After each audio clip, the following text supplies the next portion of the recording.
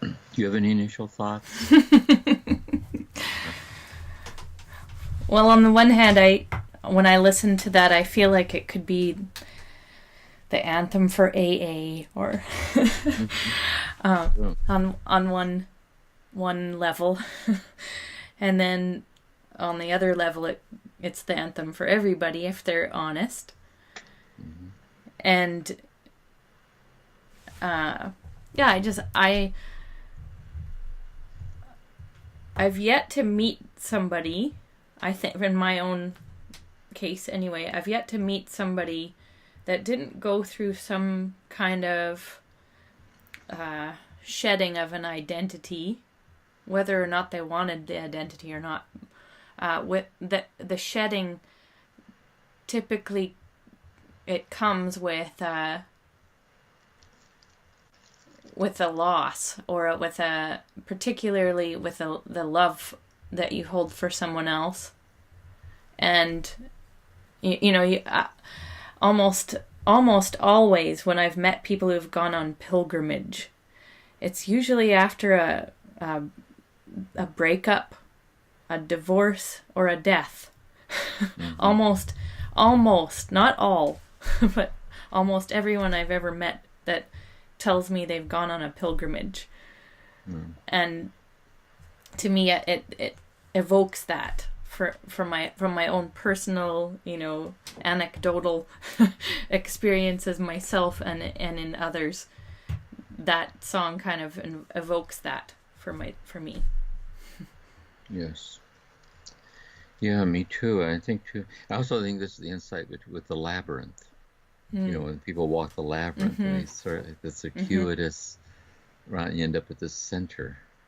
And I think it's really true. I think that, this idea of reincarnation, but we're reincarnated many times in this life.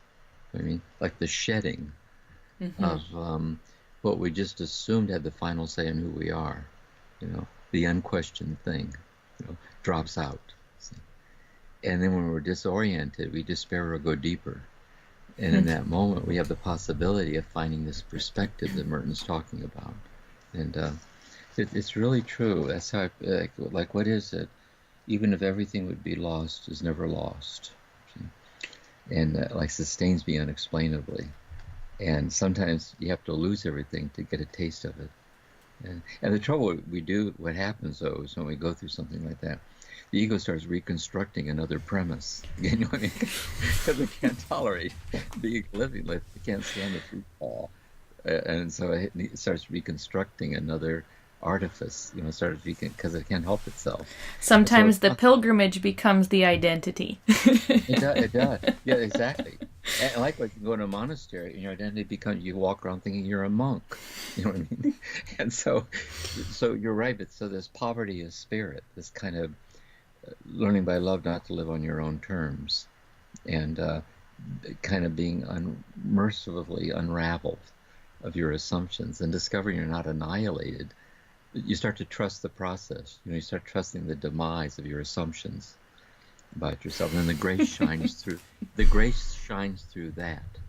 I think, what I mean, like that's the gift of tears, or that's experiential salvation. I think that's another thing about monastic life is living in silence.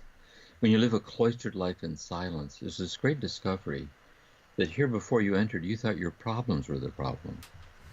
And then you live this cloistered life in silence, and chanting the Psalms and walking in the woods and eat a piece of cheese.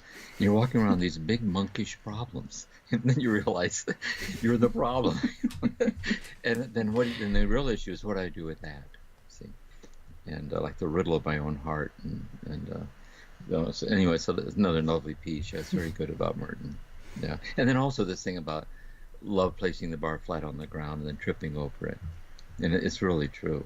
Mm-hmm. This kind of, it is AA. It really is handing it over and accepting and poverty of spirit and conversion. And anyway, it's nice.